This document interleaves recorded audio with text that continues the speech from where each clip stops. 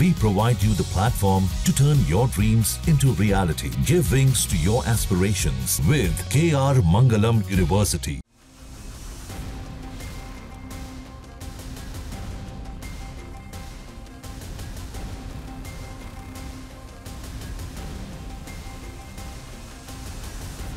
दुनिया के सबसे बड़े मुस्लिम देश में बैठकर कांग्रेस के दिग्गज नेता सलमान खुर्शीद ने मोदी सरकार की ऐसी तारीफ की है जिसका अंदाजा खुद बीजेपी को भी नहीं था। जम्मू कश्मीर से अनुच्छेद 370 के हटने के बाद कांग्रेस ने इसका जमकर विरोध किया था।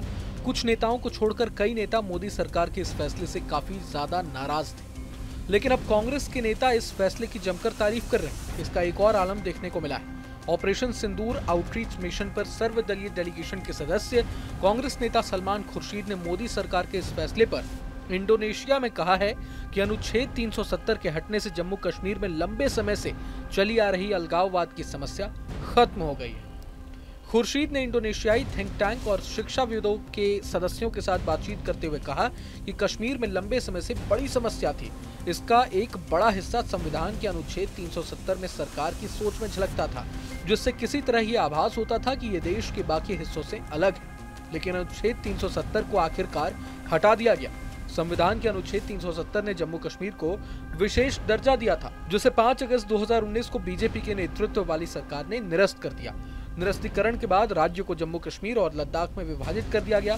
अब ये केंद्र शासित प्रदेश है। खुर्शीद ने आबादी के लिहाज से दुनिया के सबसे बड़े मुस्लिम देश में बड़ा स्टेटमेंट देते हुए साफ साफ शब्दों में कहा कि आर्टिकल 370 के खात्मे के बाद कश्मीर में खुशहाली लौटी है, लेकिन कुछ लोग 370 को फिर से वापस लाना चाहते हैं। खुर्शीद का इशारा किसकी तरफ था, ये उनका बयान सुनकर आप खुद ही समझ लीजिए।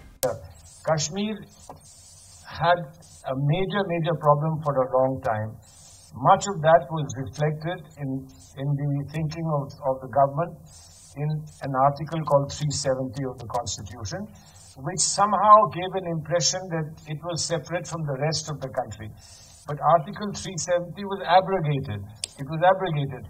And it was finally put to an end because so much time has passed.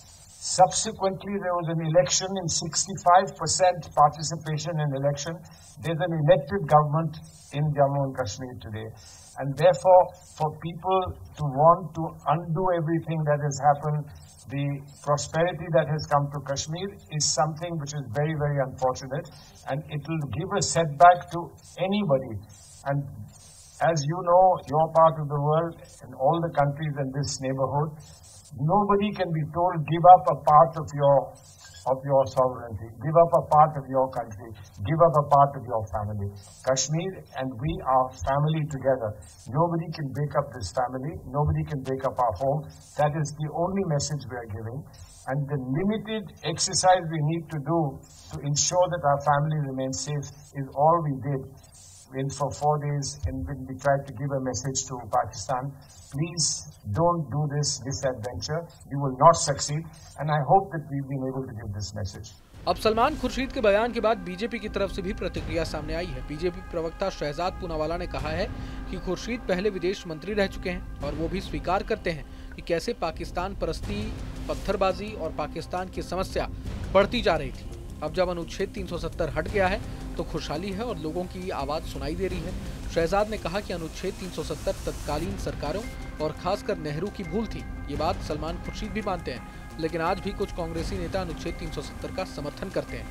सुनिए। देखिए, सलमान खुर्शीद जी कांग्रेस के वरिष्ठ नेता है। वो पूर्व में एक्सटर्नल अफेयर्स मिनिस्टर भी रहे हैं और आज वो भी स्वीकारने को मजबूर हो चुके हैं कि किस प्रकार से जब तक 370 था जम्मू कश्मीर में, तब तक पी फॉर पाकिस्तान परस्ती, पी फॉर पत्थरबाजी और पी फॉर किस प्रकार से ये प्रॉब्लम ऑफ आतंकवाद बढ़ता जा रहा था। और आज 370 हटने के बाद पी फॉर प्रॉस्पेरिटी है और पी फॉर पीपल्स वॉइस सुनाई दे रही है। और किस प्रकार से आज लाल किले से लेकर लाल चौक तक तिरंगा लहराता है। आज किस प्रकार से पहलगाम हमले से पहले अगर आप देखें तो कितने टूरिस्ट की संख्या बढ़ी थी, किस प्रकार से डेवलपमेंट का कार्य हुआ था 370 हटने के बाद, और किस प्रकार से वहाँ पर चुनाव हुए थे और चुनाव में बढ़ चढ़कर जनता ने पार्टिसिपेट किया था। तो ये 370 एक ब्लंडर था उस समय की सरकारों का, और ख़ास करके नेहरू जी का, ये आज सलमान खुर्शीद भी मान रहे हैं। और 370 हटाना ये बहुत ही महत्वपूर्ण कदम था, आज ये अंतर्राष्ट्रीय मंच पर मान रहे हैं। परंतु दुख की बात यह है कि कांग्रेस पार्टी का नेतृत्व तो ये कब मानेगा। आज भी उनके कुछ नेता 370 लौटाने की बात करते हैं। देखिए, सलमान खुर्शीद जी ने बहुत सारे राज उगल दिए हैं। पहले उन्होंने कोई मीडिएशन नहीं हुआ था, इसके ऊपर भी बोला, और तब भी कांग्रेस पार्टी का झूठ पकड़ा गया। आज 370 ने कैसे जम्मू कश्मीर को बर्बाद किया था और उसके हटने के बाद कैसे जम्मू कश्मीर में एक प्रकार से प्रॉस्पेरिटी की लहर आई है, उस पर भी कांग्रेस पार्टी जो नैरेटिव फैलाती थी उसको भी ध्वस्त करने का काम किया है। मुझे लगता है कांग्रेस पार्टी को पूछना चाहिए कि क्या वो सलमान खुर्शीद जी की बातों को नकारेगी, सुपर प्रवक्ता बताएंगे या स्वीकारेंगे। अब एक तरफ जहां सलमान खुर्शीद ने 370 पर मोदी सरकार की तारीफ की है, तो वहीं विदेशी डेलीगेशन में शामिल कांग्रेस नेता मनीष तिवारी ने भी कुछ ऐसा कह डाला है जो उनकी खुद की पार्टी को चुभने वाला है। कांग्रेस सांसद मनीष तिवारी ने भी पाकिस्तान स्पॉन्सर्ड आतंकवाद के खिलाफ ऑपरेशन सिंदूर वाले डेलीगेशन में शामिल होने के अपने फैसले को राष्ट्र की पुकार बताया। लाजमी है कि कांग्रेस में शशि थरूर की तरह पार्टी लाइन से अलग मत रखने वालों की फहरिस्त बढ़ती जा रही है। ऑपरेशन सिंदूर को लेकर कांग्रेस के स्टैंड से उसकी ही पार्टी के कई नेता इत्तेफाक नहीं रख रहे हैं। कांग्रेस सरकार पर हमलावर है। राहुल गांधी बार बार सरकार से सवाल पूछ रहे हैं, हमारे कितने फाइटर जेट को नुकसान हुआ। ऐसे में शशि थरूर के बाद अब मनीष तिवारी और सलमान खुर्शीद के स्टैंड राहुल गांधी को टेंशन बढ़ा सकते हैं। हाल ही में ऑपरेशन सिंदूर पर जिस तरह से कांग्रेस नेता शशि थरूर, सलमान खुर्शीद और मनीष तिवारी ने पार्टी लाइन से अलग बयान दिए हैं, उससे साफ होता जा रहा है कि राहुल गांधी के नेतृत्व पर एक खेमे का अविश्वास और असहमति अब खुलकर सामने आ रहा है। सुनिए मनीष तिवारी ने ऑपरेशन सिंदूर की तारीफ में क्या कुछ कहा है। On this platform, you have people representing different political parties, from the government to the opposition. This delegation is led by our honourable colleague, Mrs. Supriya Sule, who is the floor leader of one of the opposition parties in Parliament. I represent the principal opposition party in Parliament. My colleague here, Mr. Vikramjit Singh Sahni, he is also from another opposition party. Both our colleagues, or three of our colleagues, Mr. Anurag Thakur, Mr. Rajiv Pratap Rudy, and our former Minister for External Affairs, Mr. Muralidharan, are from the Bharatiya Janata Party, which is the ruling party. And our friend Mr. Lavu Sri Krishna is the floor leader of the Telugu Desam Party, which is supporting the government. So therefore, the manner in which this delegation has been structured and the way it has been constituted is to convey our national resolve that if terrorism keeps getting perpetrated against India from across the border, if Pakistan continues to use terrorism as an instrument of state policy, if you have a state on our western border where there is no distinction between the state and the semi-state actors that it spawns, then under those circumstances, it is our national resolve that under no circumstances would that be tolerable. India then reserves the right to energize the full spectrum of options that are available to it in order to protect and defend its national interest. अब एक तरफ जहां विदेशी धरती पर कांग्रेस सांसदों के बयान पर देश में सियासत जारी है, तो वहीं दूसरी तरफ आपको बता दें कि आतंकियों के पनाहगाह रहे पाकिस्तान को दुनिया के सामने बेनकाब करने गई भारतीय डेलीगेशन ने कोलंबिया सरकार के रुख के प्रति नाराजगी जताई है। इस दल की अगुवाई कर रहे शशि थरूर ने कहा है कि हमें कोलंबिया से इस बात की अपेक्षा नहीं थी कि वो ऑपरेशन सिंदूर की वजह से पाकिस्तान में मारे गए आतंकियों को लेकर दुख जताएगा। उन्होंने आगे कहा कि हम कोलंबियाई सरकार की प्रतिक्रिया से थोड़े निराश थे, जिसने आतंकवाद के पीड़ितों के प्रति सहानुभूति जताने के बजाय भारतीय हमलों के बाद पाकिस्तान में हुई जानमाल की हानि पर संवेदना व्यक्त की। सुनिए। I have to say that we were a little disappointed in the reaction of the Colombian government, which apparently expressed heartfelt condolences on the loss of lives in Pakistan after the Indian strikes, rather than sympathizing with the victims of terrorism. We will say to our friends in Colombia, there can be no equivalence between those who dispatch terrorists and those who resist them. there can be no equivalence between those who attack and those who defend.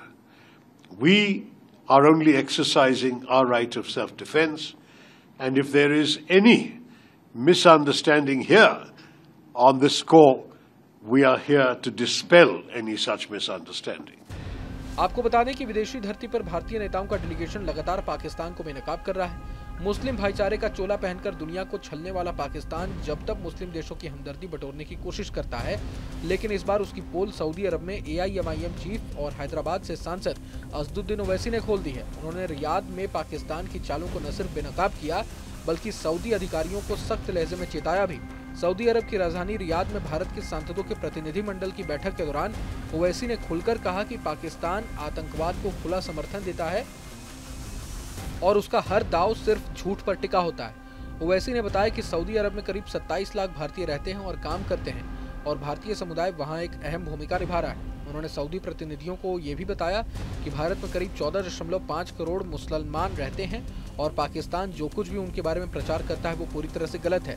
Owaisi ने इस बात पर जोर दिया कि पाकिस्तान को Saudi अरब ने हाल ही में $2 अरब की मदद और $3 अरब का कर्ज दिया है, लेकिन उस पैसे का कोई फायदा आम पाकिस्तानी जनता को नहीं मिला। सुनिए। तो सबसे पहली बात यह है कि किंगडम ऑफ सऊदी अरेबिया में 27 लाख लोग भारत के यहाँ पर रहते हैं, काम करते हैं, और जो हमारा जो फॉरेन एक्सचेंज हर भारत का नागरिक भी जाता है देश को, उसका एक बहुत बड़ा हिस्सा किंगडम ऑफ सऊदी अरेबिया से जाता है। तो 27 लाख लोग यहाँ पर रहते हैं। फिर हम जहाँ भी मिले डेलीगेशन ने उनको बताया कि कैसा टेररिज्म पाकिस्तान की तरफ से किया जा रहा है और कैसा निशाना बनाया जा रहा है भारत के नागरिकों को।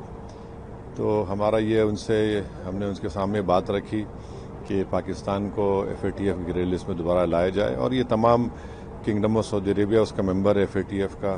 2018 में उन्होंने हमारी मदद की थी। उसके बाद हम देखे कि पाकिस्तान पर थोड़ी बहुत रोक टोक लगी उसके ऊपर। तो अच्छी मुलाकातें रहीं, जिम्मेदारों से बात रही, उनके भी कंसर्न्स थे, हमने उनको बताया। बाज़ ने कहा कि आप बातचीत का क्या मरहला हो सकता। हमने कहा कि हमने पहले बातचीत की 26/11 के बाद, पठानकोट के बाद, मगर उसका कोई नतीजा निकला नहीं, उल्टा हमको नुकसान ही हुआ। तो ऑल इन ऑल ये तमाम बातें हमने उनके सामने रखी हैं और हमने इनको ये बताया कि जो पाकिस्तान ये जो प्रोपेगेंडा करता है कि एक मुस्लिम कंट्री है, हमने उनके सामने ये बात भी रखा कि भारत में 14.5 करोड़ के करीब मुसलमान रहते हैं और ये उनका बोलना बिल्कुल सरासर गलत है। और फिर हम यहाँ पर उनको ये बताए हैं कि देखिए, पिछले साल जो है सऊदी अरब ने पाकिस्तान को एड दिया 2 बिलियन का। फिर 2024 में सऊदीया ने उनको लोन एक्सटेंड किया 3 बिलियन का। हमने कहा कि पाकिस्तान में तो कोई हो नहीं रहा ना, कोई उनका इकॉनमी स्टेबल नहीं हो रही, उल्टा पैसा हमारे अपने गरीबों के लिए इस्तेमाल नहीं हो रहा। हमने उनको बताया कि पाकिस्तान अपने डिफेंस का बजट उनका 2.6% है GDP का और भारत का 1.9% है। तो ये कंट्रास्टिंग हमने बताया कि फिर करीब हमारा $50 बिलियन का उनसे हमारा ट्रेड है, बायलैटरल ट्रेड है। और फिर हमने उस पाकिस्तान के प्रोपेगेंडे का मैंने उसको बताया कि इस्लामिक यूनिवर्सिटी मदीना में है और वहाँ पर जो प्रॉफेट मोहम्मद सल्लल्लाहु अलैहि वसल्लम की सीरत पर जो किताब पढ़ी जाती है उसका नाम रहीक़ुल मख्तूम है। तो उसको तमाम लोगों के कंपटीशन में फर्स्ट प्राइज़ मिला था मुस्लिम वर्ल्ड लीग की तरफ से, और वो किताब लिखने वाला मौलाना सफ़ीउर रहमान मुबारकपुरी रहमतुल्लाह अलैह थे। आज उनकी किताब पढ़ाई जाती है वहाँ पर। तो ऐसे कई भारत में जो हमारे उलेमा हैं, चाहे वो बरेलवी मसलक के हों, देवबंदी मसलक के हों, अहले हदीस हों, अहले तशी हों, इन उलमाओं का कोई मुकाबला पाकिस्तान के उलमा नहीं कर सकते।